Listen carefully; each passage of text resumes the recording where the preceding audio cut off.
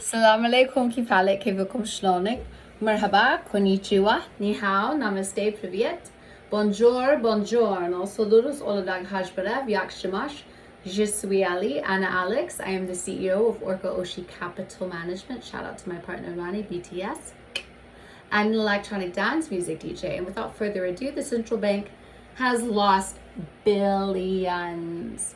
The Federal Reserve ramped up the benchmark bank rate, and with a barrage of hikes, the US Treasury and global bond market has had the worst sell-off in a decade, which is only 10 years, so let's not hyper sensationalize too much. In relation to dollar dominance, I believe dollar dominance at the time short term is going to be okay, long term we're going to be cactus. You know what?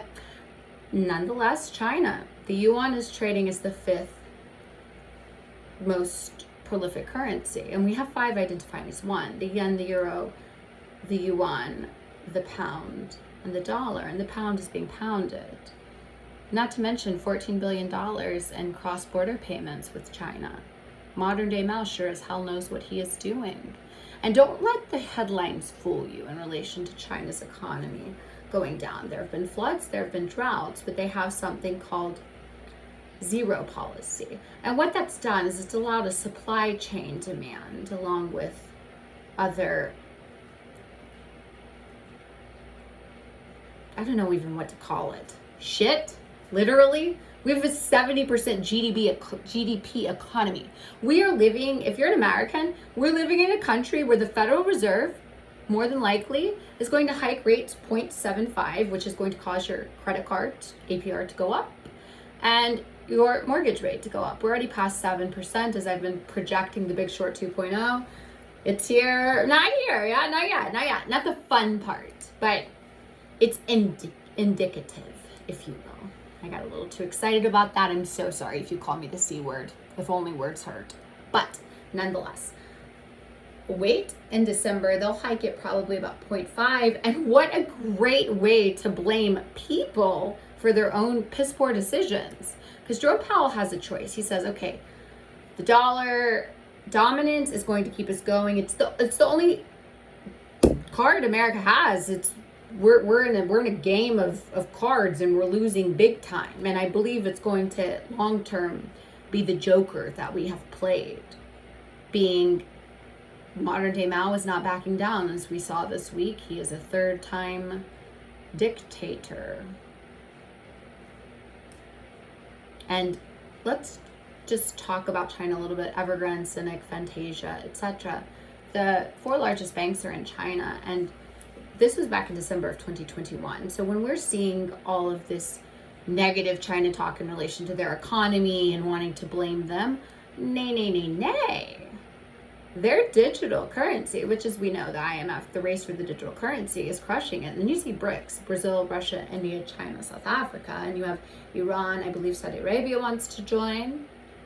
And not to mention the national security as an American, when you have the triple frontier of Paraguay, Argentina, Brazil, of Hezbollah, and then Los Zetas, they rebranded. They're at our border, but nobody cares. They care more about Kanye West or Elon Musk.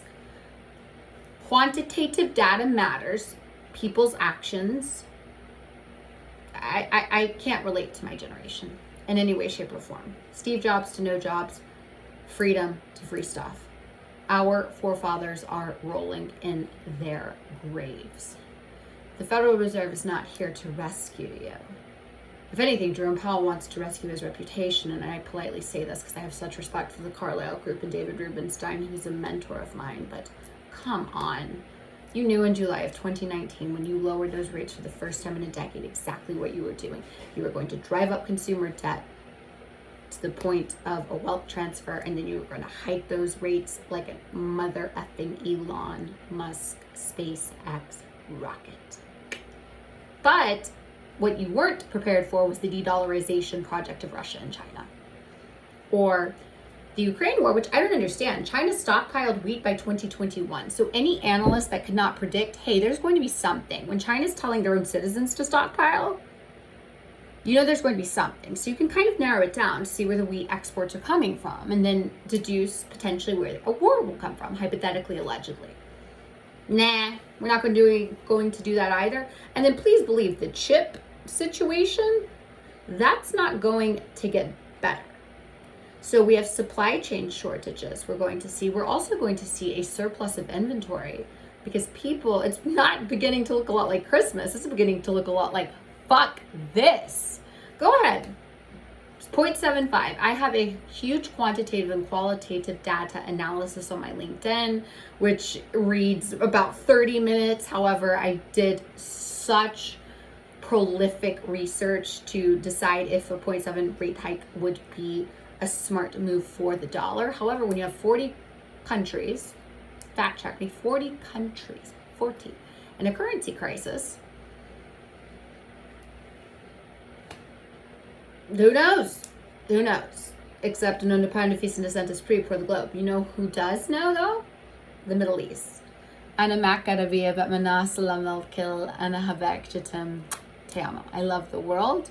I look forward to working with the world. What I look forward to as well is Big Short 2.0 coming and real estate investment trust, hypothetically, allegedly. Not now, of course, but long term, for those who are into long-term wealth management versus social media valuation. And I really just wanted to get on and say, Ana Moreira, Ana Moshaba, aka I'm sick. Thank you so much. Thank you for the prayers, the love, the support, just the overwhelming DMs that I got when I told people, hey, not the best, but fortunately finance doesn't give about my feelings, and therefore I'm able to really, really hone in and focus on what I love, which is math and numbers and data and analytics and the world and people, and I don't have to worry about anything personal, whether it be sick or mental. And mental health check, if any of you are not okay going into the times in which we are, my DMs are always open, unless I get shadow banned, etc., like on Instagram recently. But they're open on every other platform. And I really, really wish everyone well. I hope everyone is protecting their purchase power. I have not heard one person say that. And why? Why not? Share knowledge, unless I'm wrong. But I'd like my purchase power protected. So if I am wrong, that's cool, because personal opinion and personal preference, I guess, matters. But I want my purchase power protected because hypothetically, allegedly, the dollar is already lost, 97% of its purchase power. The $10 bill is identifying as a $1 bill, in my humble personal opinion. And I believe that we have, diesel for about 25 days now? I don't know where I saw that.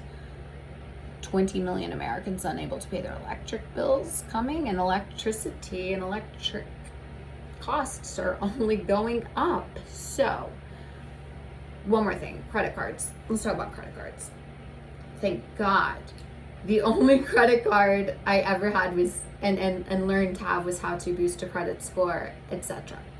Now, the average American has about 5. I think Q2 was about 887 billion.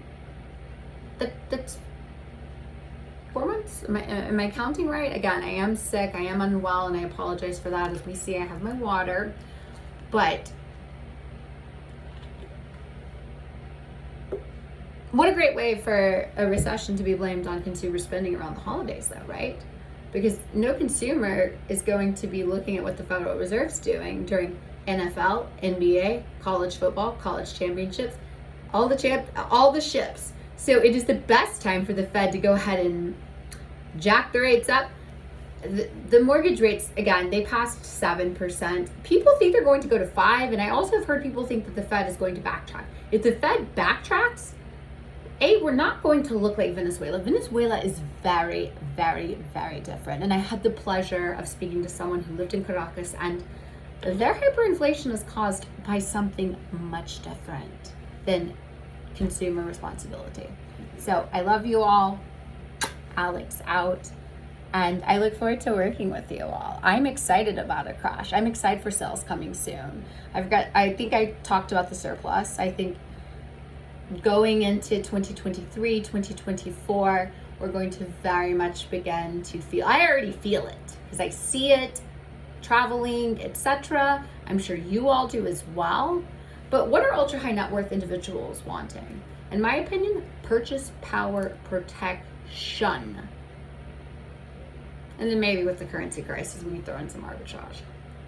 Maybe some people want people that are prolific or proficient in digital assets. It's going to be a very fun time. And 75th long-term debt cycle is up. First time the world's on the fiat system.